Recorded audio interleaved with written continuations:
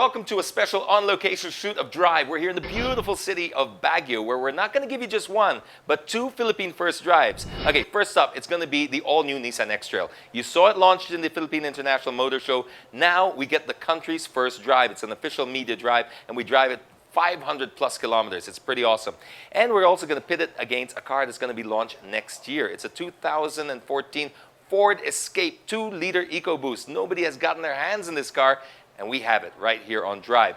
Now, we're going to pit that up against the Subaru Forester. Why? Well, we pretty much have a formula here. When there's one or two launches, we pit it up against something that can be a benchmark. And we pick usually the latest model, the one that was last released. And the all-new Forester, well, that's pretty much the latest in the lineup. That's why you're not going to see perhaps the Tucson, the Sportage, and the Captiva, all equally great vehicles, but we can only fit in 3.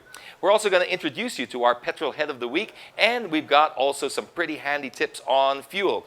All that plus the latest motoring news is coming up, so let's kick it off right now with the Subaru Forester.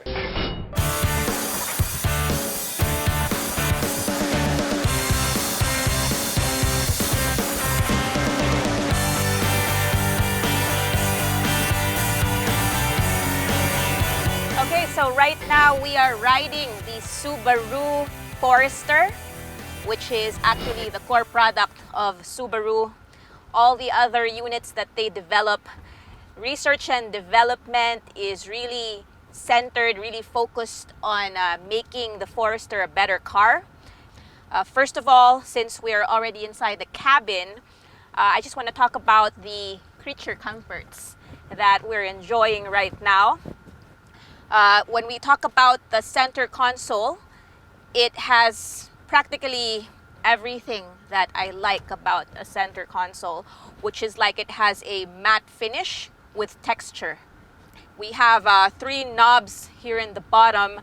The leftmost one and the rightmost one are both air conditioning control, so it's like dual climate control. So if I want it cold and my front passenger wants it warmer, we don't have to fight. And of course we have a nice radio going on here in the middle, big enough so I can see it. And again, I want to mention that the buttons on the radio are big.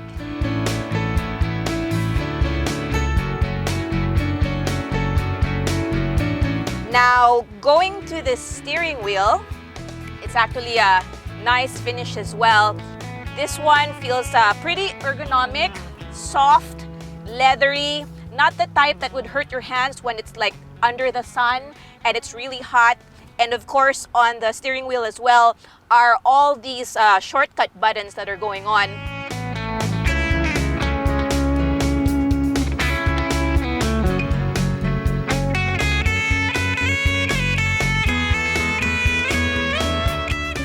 Very, very nice sunroof, big.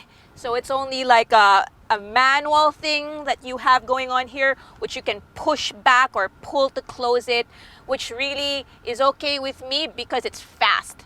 If it's electronic, that's nice too, but then it's slower. This way, you pull it, bam, it's closed. You open it, bam, it's open.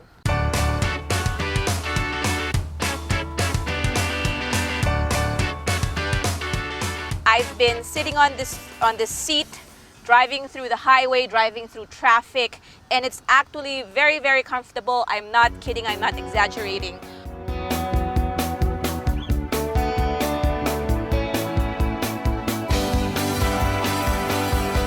Subaru won't be a Subaru without its manual shifting mode. So of course this one has the typical park, reverse, neutral, and drive modes for the CVT. But if you want to do manual, you can actually switch to that mode, and to make everything more ergonomic, very convenient, you have your paddle shifters here on the back of the steering wheel. Right in front of my shift knob is a silver button that reads X mode.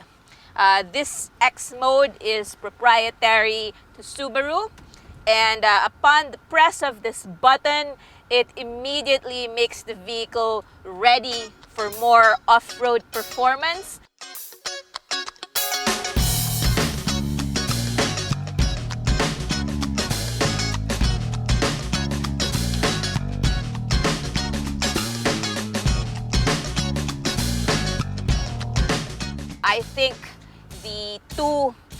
most attractive things about its cabin capacity is number one, that it has that really wide entry where you can put your stuff inside, and number two is the automatic tailgate feature, which not all SUVs have.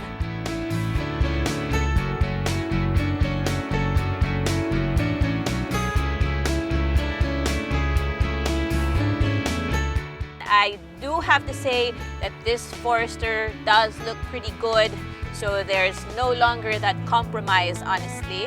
So you can get your power, you can get your performance, and you can get your handling and not have any hesitations, not have any fear. This Forester has 6 airbags going on.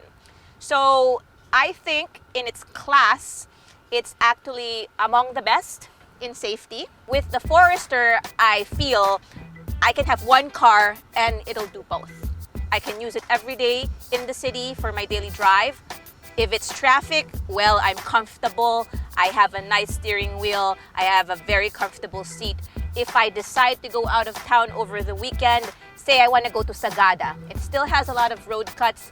There are some areas which would need some 4x4 capacity. Then it's no problem because I have the Subaru Forester, right?